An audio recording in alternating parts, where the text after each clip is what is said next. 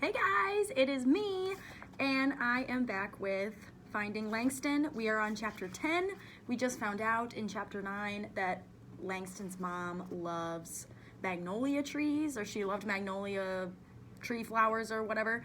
So he checked out a book from the library about magnolia trees, and he also got another Langston Hughes book.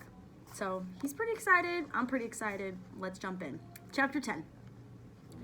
I'm in Alabama, under the shade of a magnolia with red ants crawling up my trouser legs and the buzzes of gnats swarming my head. The sun is hot, but under the branches it feels almost cool.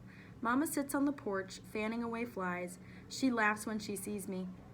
And Langston? I look up at Mrs. Robinson's bony knees. Langston, the bell rang 5 minutes ago, she says. Time to come inside. Sorry, ma'am, I didn't hear it, I mumble. Well, if you put down that book, you might, she says sharp. What are you reading anyway? She asks, walking ahead into the school. I found a book in the library about magnolia trees, just like the ones back home in... It's time to focus on school now, Langston, and not trees. And you're not in the South anymore. You're a smart boy, but you need to focus on doing well here in Chicago. Yes, ma'am, I say.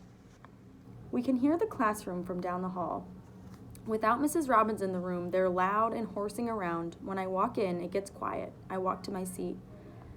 Happened to you, country boy? The boy in the desk behind me asks. Scared to come back in, I guess, laughs Lyman. Quiet, class, Mrs. Robbins yells. Time to get back to work. Let's get our history textbooks open to page 65, please. At the end of the day, I'm walking my usual fast leaving the school, pushing past all the kids in the schoolyard, and I just about make it to the fence when I see him.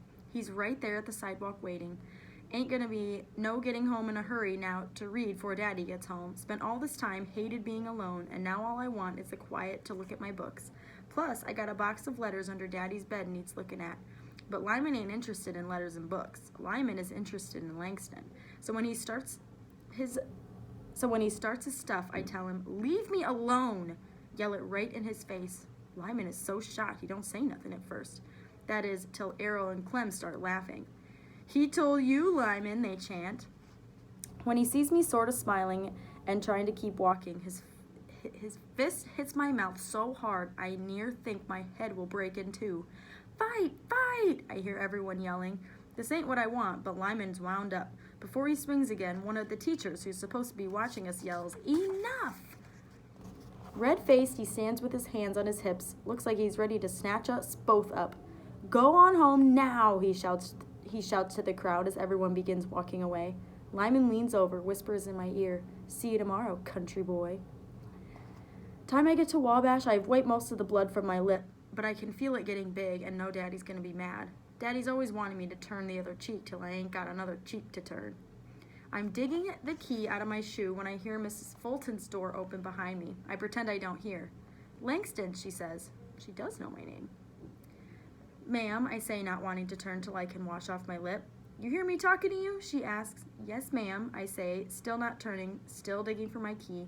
She walks over and pulls at my shoulder. When I'm talking to you, She stops. What happened to your lips? She asks. Oh, nothing, ma'am, just horsing around with some boys at school. Don't like lying, but there ain't no way I'm talking to her about much of anything. You're going to need to put something on that, she says. Come with me. I follow her into her apartment. Sit there, she says, and points to a chair. She goes to the sink. First she dabs at my lip with a wet cloth. Then she pours a little something from a bottle on the shelf and dabs that on my lip. Ow! I yell. Burns! Just a little, but it will keep it from getting infected. Thanks, Miss Fulton, I say, getting up to leave. I gotta be getting home now, before Daddy gets in. She stares at me, her head tilted to the side like she's trying to decide something serious. Well, okay then, she says finally. In the apartment, I go to the table and take out the tree book, but now I can't see Mama on the porch or the ants crawling up my legs. Just see Lyman and hear Errol and Clem laughing. Tomorrow's going to be worse than today. I close the book and take out my school books. I can hear the slow thump of Daddy's feet up the steps. Then I hear Miss Fulton's door open across the hall and Daddy's steps stop. I can hear them talking, but not so good. I get up and listen closer at the door. They talk so long I go back to the table and my books. Finally, I hear Daddy's key in the door. Hi, Daddy, I say, head in my books, not looking up. Son, he says. He puts a greasy sack on the table. Picked up chicken from the place on the corner. I stand to get plates, but Daddy grabs my shoulder, turns my head to him. What happened, he asks, looking at my lip.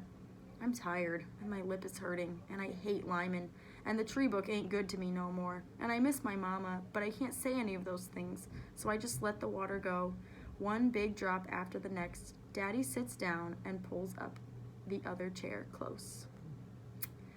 That is the end of chapter 10. Oh my gosh. That's kind of a sad ending to that one. Langston's pretty sad. Everything's going wrong. But I will see you for chapter 11. Hopefully it gets better. Bye!